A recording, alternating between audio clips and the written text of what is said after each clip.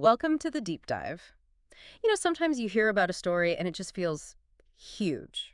Too much to really wrap your head around. Yeah, overwhelming. Exactly. That's what we do here. We take those massive topics, cut through the noise, and pull out the really crucial, fascinating bits. Get right to the heart of it. And today we're diving into something that, well, it affects everyone, healthcare. And what we've got reveals something pretty unsettling about fraud and the fight against it. A really unprecedented fight, actually. So for those of you keeping track of this stuff, you know the Justice Department is always battling fraud. But this latest takedown, it's not just big, it's kind of a game changer. Definitely. We're digging deep into the 2025 National Healthcare Fraud Takedown. It's literally the largest in U.S. history. Yeah. Our mission really is to get a handle on the sheer scale, look at the, frankly, quite clever and disturbing ways criminals gamed the system, and also show you how law enforcement is hitting back with some pretty cutting-edge tools. And the info we're using today, it comes straight from the Justice Department's own announcement. It really lays out the who, what, where, why of this whole operation. Right. And it's not just numbers, which we'll get into, but specific examples. Really eye-opening stuff that paints a vivid picture. Okay, let's get into it then. By the time we're done here, you'll have a quick, solid grasp of what went down, why it matters to you, and, what it says about healthcare and fraud right now. Sounds good. And to really feel the scale, we got to start with the headlines, the big numbers. Yeah, they definitely grab your attention. Okay, get this. Over $14.6 billion in intended loss. That number. It's just massive. Can you maybe unpack that a bit? What does intended loss really mean here? How close did they get? Right. So intended loss is basically the total amount these criminals tried to steal. It's what they were aiming for, the total value of the fraudulent claims they submitted. Okay. And just for context, $14.6 billion. That more than doubles the previous record, which was around $6 billion. So yeah, we haven't seen anything on this scale before. And the operation itself was huge. Charges against 324 defendants. That includes 96 licensed professionals, doctors, nurses, pharmacists. 96 licensed medical professionals. That's significant. It really is. And it wasn't just one place. This spanned 50 federal districts, 12 state AG offices, all across the country. It was a coordinated, nationwide problem they tackled. So not just charges, though. I saw some impressive results in terms of, actual money recovered and money stopped. What were those tangible wins? Yeah, absolutely. They didn't just charge people. They actually seized over $245 million. Cash, fancy cars, crypto, other assets. Yeah. But maybe even more important is the prevention side. CMS, that's the Centers for Medicare and Medicaid Services, they stopped over $4 billion from being paid out on bogus claims before it left the door. $4 billion prevented. That's huge. It is. And they also kicked 205 providers out of the system, suspended or revoked their billing privileges even before this takedown was announced. So, yeah, proactive work, too. These numbers are staggering, but it really hits differently when you think about the human cost. The quotes from officials really drive that home, don't they? They really do. Attorney General Pamela Bondi said it was about delivering justice for criminals, preying on vulnerable people, and stealing from taxpayers. Pretty direct. Yeah. And Matthew Galeotti from the DOJ's criminal division, he pointed out the harm. It's not just money. It's medically unnecessary treatments causing harm or patients not getting the right treatment. It fuels the opioid crisis. Right. And it steals money meant for the elderly and vulnerable. It's a real betrayal of trust. A betrayal of trust. And I saw the FBI director, Kash Patel, put the fraud figure at $13 billion uncovered. Yeah, he emphasized the sheer size, calling it the largest takedown for this initiative. And Robert Murphy from the DEA had a powerful line. Healthcare fraud isn't just theft, it's trafficking in trust. Trafficking in trust. Wow, he said when doctors become drug dealers or treatment centers become fraud rings, the DEA will act. It captures that violation perfectly. Okay, so we've got the scale, the impact, but the how, the tactics involved. This is where it gets really interesting, maybe even a bit wild. Yeah, the methods are quite something. We're talking international rings, AI being used nefariously, even doctors allegedly stealing meds from kids. What were some of the standout, sophisticated schemes here? Well, one big thing is the rise of these transnational criminal organizations.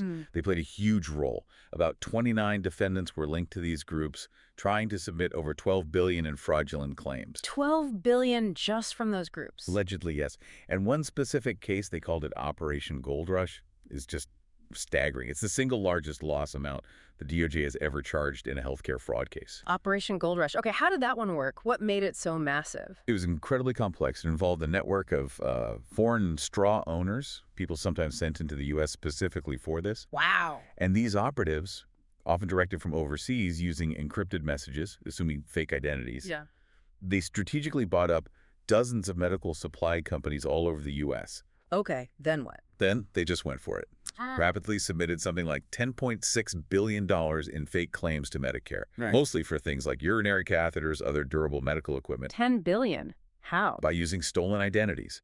Over 1 million Americans stolen IDs and confidential medical info from all 50 states. 1 million people's identities compromised for this one scheme. That's hard to grasp.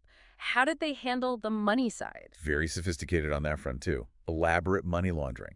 They moved funds into crypto and to shell companies overseas, basically designed to get around anti-money laundering controls. They even had a U.S. banker helping them launder the money. Jeez. Did they get away with it all? Well, CMS was onto them. They managed to stop most of the Medicare payments, prevented about $4.4 billion from going out the door. But the group still managed to get about $41 million from Medicare directly. $41 million is still a lot. It is. And crucially, they also got around $900 million paid out by Medicare supplemental insurers, the private ones. So even with strong prevention, some money definitely got through. $900 million. Okay, you mentioned AI earlier. They were using AI to create fake recordings of patients consenting. That sounds like something out of a movie. It's pretty chilling, right? Another case involved charges against 5 people, including executives from Pakistani marketing organizations. A $703 million scheme. Okay. They allegedly got Medicare beneficiary IDs and info through theft, deceptive marketing, and then, yes, used AI to generate fake audio recordings. Beneficiaries supposedly agreeing to get certain products. So they're faking the proof of consent entirely. Exactly. And then they illegally sold this fake data to labs, medical equipment companies, who then used that to submit false claims to Medicare. Wow. That really opens up a whole new front in fraud detection, doesn't it? Verifying digital consent. It absolutely does. It shows how technology can be twisted for these kinds of hyper-realistic frauds. So disturbing. But it wasn't all just high-tech international stuff. You mentioned schemes that hit closer to home, really hurting vulnerable people directly. Yes, some truly awful cases. For example, there was a defendant based overseas in Pakistan and the UAE who owned a billing company. Right. Allegedly orchestrated a scheme targeting people needing addiction treatment. Right. Conspired with treatment centers to fraudulently bill Arizona Medicaid for about $650 million. For addiction treatment. Yes, for services that were often never provided or were so poor they offered no real help. Yeah. And the scheme involved illegal kickbacks for referrals, recruiting patients from homeless populations, from Native American reservations. That's just predatory. Absolutely. Yeah. And this one defendant allegedly got at least $25 million from it, even bought a nearly $3 million house on a golf course in Dubai. Exploiting desperation for luxury. It's sickening. Just awful. And what about that fraudulent wound care you mentioned? That sounds particularly insidious, targeting the elderly. Yes, another major area. 7 defendants, 5 of them medical pros, charged in connection with about $1.1 billion in fake claims for amniotic wound allografts. What are those exactly? They're specialized, very high-cost wound coverings, sometimes derived from placental tissue, very expensive. Okay. And the allegation is they targeted vulnerable elderly patients, many in hospice care, applying these medically unnecessary treatments, often without even talking to the patient's actual doctor, sometimes on superficial wounds that didn't need them, or covering way more area than the wound itself. Applying expensive treatments needlessly. Needlessly, inappropriately, and allegedly, some defendants got millions in illegal kickbacks for doing it. It's heartbreaking when you think about hospice patients being subjected to that. Absolutely. And of course, the opioid crisis that keeps showing up in these fraud cases too, right? Always. This takedown included 74 defendants, 44 of them licensed medical professionals, tied to illegally diverting over 15 million opioid pills and other controlled substances. 15 million pills. Yeah, just one example. 5 people linked to a single Texas pharmacy charged with unlawfully distributing over 3 million opioid pills. Pills that then hit the streets through drug dealers. Pure profit motive. So doctors and pharmacists acting like dealers. Essentially, yes. And the DEA is hitting back hard on the administrative side, too, pulling prescribing authority from providers involved in this stuff. It's a massive problem. What about newer targets for fraud, like telemedicine or even things related to the pandemic? Oh yeah, they definitely exploited those too. 49 defendants were charged in schemes involving over 1.17 billion in fraudulent claims linked to telemedicine and genetic testing. How did those work? Often started with deceptive telemarketing calls, targeting Medicare folks, pushing unnecessary durable medical equipment, genetic tests, sometimes even COVID-19 tests they didn't need or ask for, then billing Medicare. Just cold calling people to sign them up for bogus tests and equipment. Pretty much. And beyond those big categories, there were another 170 defendants charged with all sorts of other schemes, totaling over 1.8 billion in false claims. Wow, what else? Everything. Unnecessary diagnostic tests, fake medical visits, treatments tied to kickbacks, treatments never provided at all. Even medical providers allegedly stealing fentanyl and hydrocodone meant for patients, including kids needing anesthesia. Stealing fentanyl from child patients, that's unimaginable. It's shocking. And there's even a big scheme, like 28.7 million, defrauding the Federal Employees Compensation Fund billing for meds for injured postal workers that were never actually prescribed or given out. So it really runs the gamut. The sheer breadth is incredible. It truly shows how pervasive and varied healthcare fraud can be. Okay, the complexity and the sheer scale here are just daunting. Which brings us to the response. How do you even begin to fight something this sophisticated and widespread? You mentioned a whole-of-government approach. Right, and that raises the key question. How do agencies keep up, especially with criminals using tech like AI and operating globally? Yeah. A big part of the answer seems to be better data sharing and analytics. The Justice Department set up this new thing called the Healthcare Fraud Data Fusion Center. Okay, what does that do? It basically brings experts together. From DOJ's fraud section, their data analytics team, HHS-OIG, the FBI, other agencies, all in one virtual place. To do what? Share data. Exactly. To leverage cloud computing, AI, advanced analytics. Yeah. The goal is to spot emerging fraud schemes faster, identify patterns they might miss working in silos.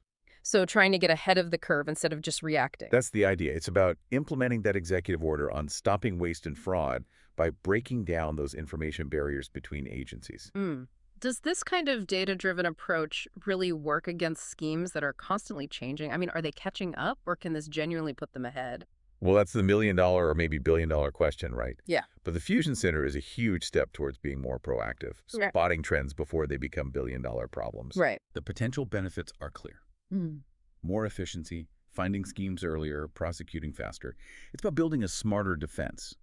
And you know, this builds on years of work. The Healthcare Fraud Strike Force, since 2007, they've charged over 5,400 defendants. Wow. Who collectively billed, wait for it, over $27 billion to Medicare, Medicaid, and private insurers. Yeah. So that coordinated effort has a track record. Yeah. This just aims to make it even more powerful. $27 billion over the years. Okay, so wrapping this up then.